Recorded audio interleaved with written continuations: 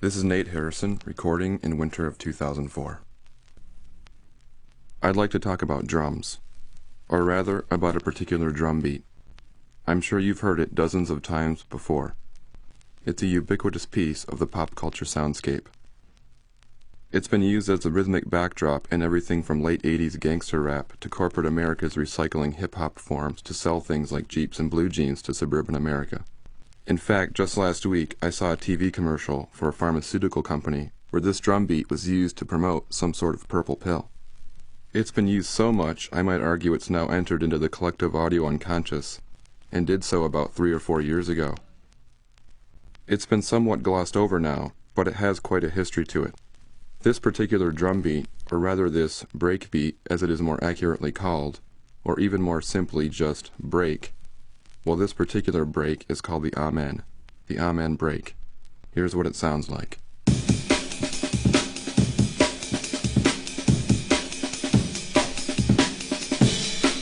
Here, I'll play it again.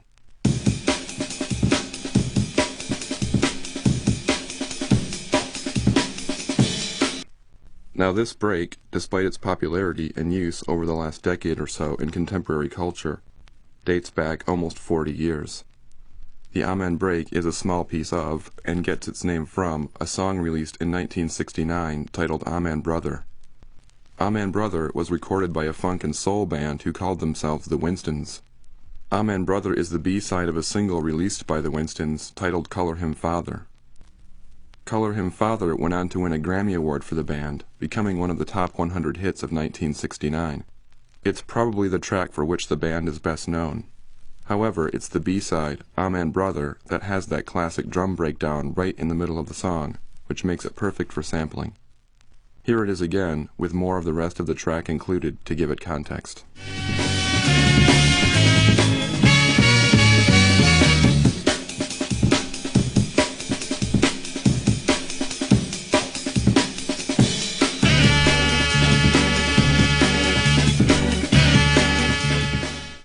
So, Amen Brother was recorded, it was released, it was played, it came and went. Nothing terribly remarkable about it. However, the drum loop in the middle of the song was resuscitated with the advent of the sampler in the 1980s. Just a brief aside about the sampler, this was a machine about the size of a VCR that allowed its user to record any sound into it for quick playback and arrangement. The sampler, as well as the turntable, were principal tools largely responsible for the birth and development of hip-hop. With a sampler, any drum beat, any guitar riff, any sound that could be recorded, could be used as part of a new composition, a new contextualization. Nowadays, almost all commercially produced music has been at least in part realized with a sampler. But hip-hop and other electronic-based music genres pioneered the creative use of samplers, and the Amen break was one of the first drum samples to be experimented with.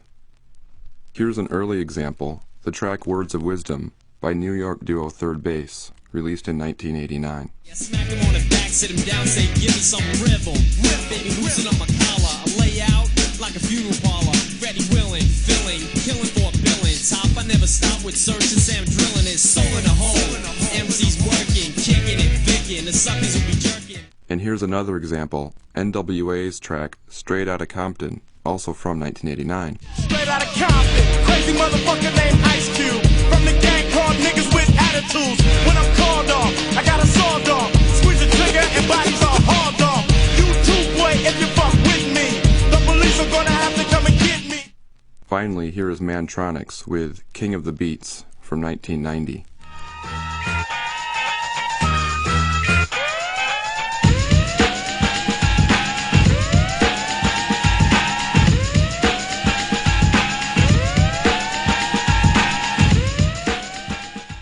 In these cases, a one-bar loop of the Amen was used to create the rhythms.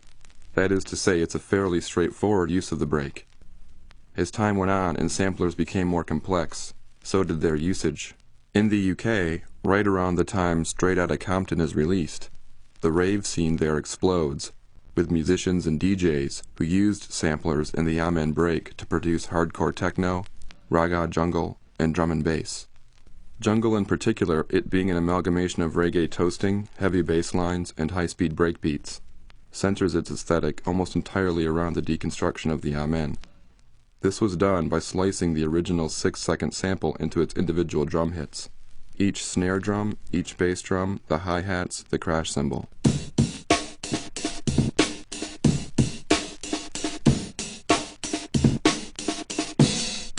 The slices could then be rearranged and manipulated in any number of ways to create new patterns.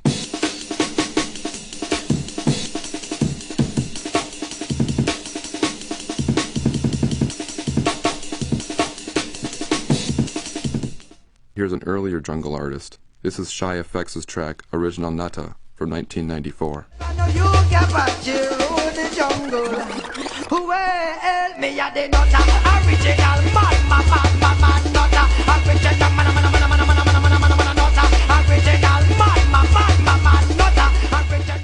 And here's another by L Double and Younghead, titled New Style, from 1996.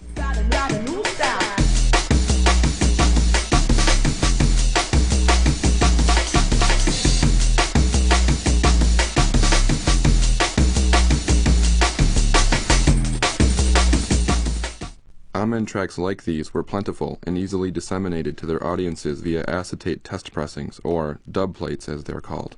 These one-off recordings, unlike mass-produced vinyl records that typically had to be pressed in quantities of 1,000 or more, were, and still are, cheap to make and could be cut quickly. A musician could make an Amen track in the morning, get a dub plate cut that afternoon, and have a DJ play it to a crowd that night. Dub plates don't last very long, however, and can only be played about 50 times before they wear out. The recording you are listening to now is an example of a dub plate.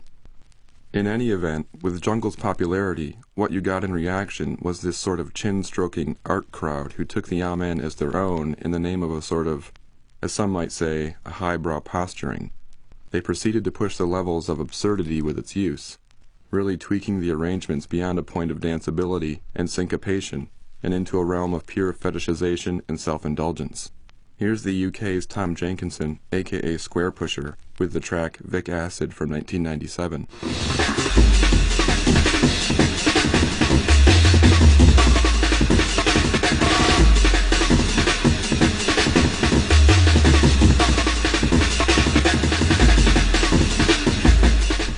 And the US's Keith Whitman, aka Havratsky, with his track Routine Exercise from 1998.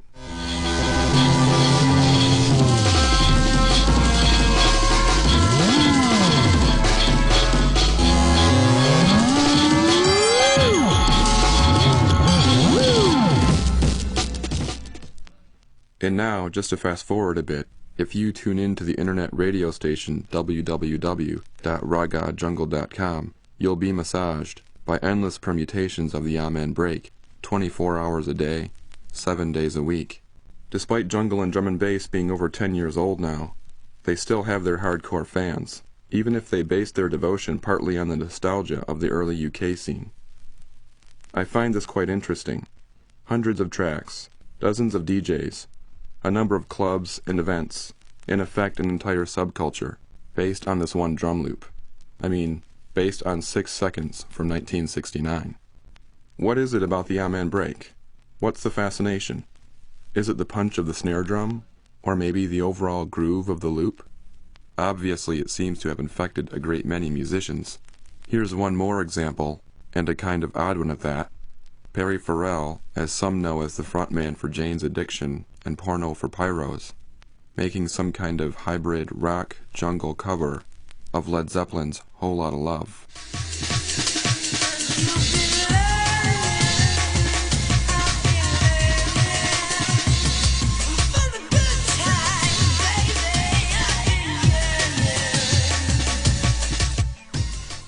The original Whole Lotta Love, ironically enough, was released by Led Zeppelin in 1969, the same year Amen Brother was released. Indeed, the Amen break appears quite adaptable to a range of music genres and tastes. So perhaps an important question is, where are the Winstons during all this? Sample-based music both in the US and abroad mushroomed during the 1990s. Were they around to witness the transformation of their breakbeat from a baby boomer soul groove into a staple for underground electronic music? Did any of the members of the band care about its blatant appropriation, seemingly without consent, by musicians in rave and hip-hop? Perhaps Richard Spencer, a founding member of the Winstons and the copyright holder of Amen Brother, and who interestingly enough left the music biz and later received a PhD in political science, simply didn't care. Perhaps he, like many people during hip-hop's early years, didn't see it and other sample-based music as having any potential beyond a limited underground appeal. During the 80s, when DJs plundered old jazz and R&B records looking for samples, hip-hop in particular and electronic music in general were not the pop phenomena and moneymakers we know them as today. There seemed to be a brief few sort of glory years back then, when the novelty of sampling and the rate at which it was being employed as a new technique grew faster than the rate at which any sort of copyright bureaucracy could maintain the law. Older bits of sampling were appropriated perhaps under the assumption of their being able to be freely used, in the spirit of a pledge to new forms. In other words, sampling was not seen as merely rehashing past sounds, but as an attempt to make new from something old, an artistic strategy as time-honored as creative expression itself. Only when these urban forms began receiving a lot of attention and making a lot of money did people, and more importantly, corporate bigwigs who held the copyrights to much of the back catalog of contemporary American music, start cracking down on copyright violation. Remarkably, though, the Winstons, who by the way do still exist today, although in name only as none of the original members play in the band any longer, never pursued legal action against those hundreds of instances of the Amen break's appropriation over the last 20 years.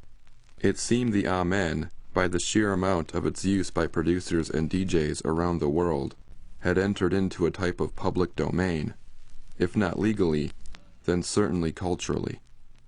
At any rate, during Jungle's transformation from an underground club status to a more user-friendly electronica, as the media likes to call it, a curious chain of events happened. Advertising agencies, always looking for new angles to help peddle consumer products by tapping into what the kids on the margins are listening to these days, started using breakbeats, including the Amen, in television commercials. For example, here's a Jeep ad running in Southern California right now, promoting their Extreme Jeep Snow event. Nothing handles the winter elements like a Jeep 4x4, except, of course, you. Now, during the Extreme Jeep Snow event, visit your Jeep dealer and get a lift pass to Sugar Bowl, Bear Mountain, or Snow Summit. You'll also get a chance to win a legendary Grand Cherokee. And now, California buyers get 0+ on Grand Cherokee. Now, noticing a rise in popularity in breakbeat music and recognizing a growing market of commercial producers wishing to use the Amen break, third-party companies started selling it through what seemed to be completely legal channels. For example, at the end of the 1990s, a UK company by the name of Zero G Limited started selling Jungle construction kits, sample CDs containing hundreds of breakbeats, including the Amen. Here is their version of it from their Jungle Warfare sample CD, which, by the way, is copyrighted 2002 by Zero G. And here's the original Amen break again, taken from the actual Winston's vinyl release I bought off eBay, copyrighted 1969. I sped the break up slightly to match a jungle tempo.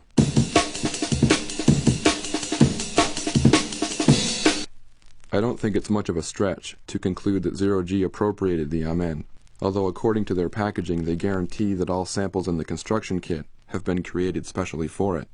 Likewise, nowhere in their literature does it mention any licensing of the Amen from the Winstons. So, here we have two copyrights of the same material. How can this be?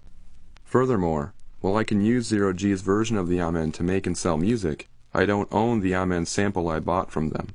I only own a license from them to use it. I cannot take their Amen and make and sell my own sample CD kit. Thus, in some ways, the Amen belongs less now to the Winstons and more to companies like Zero G Limited. Why do I bring any of this up? What is significant about the Amen break? I'm talking about it here because I think its story is a good example illustrating the rise and subsequent problematic of digital sampling in relation to today's increasingly stringent copyright and trademark laws. To trace the history of the Amen break is to trace the history of a brief period of time when it seemed digital tools offered a potentially unlimited amount of new forms of expression. where cultural production, at least musically, was full of possibilities by virtue of being able to freely appropriate from the musical past, to make new combinations and thus new meanings.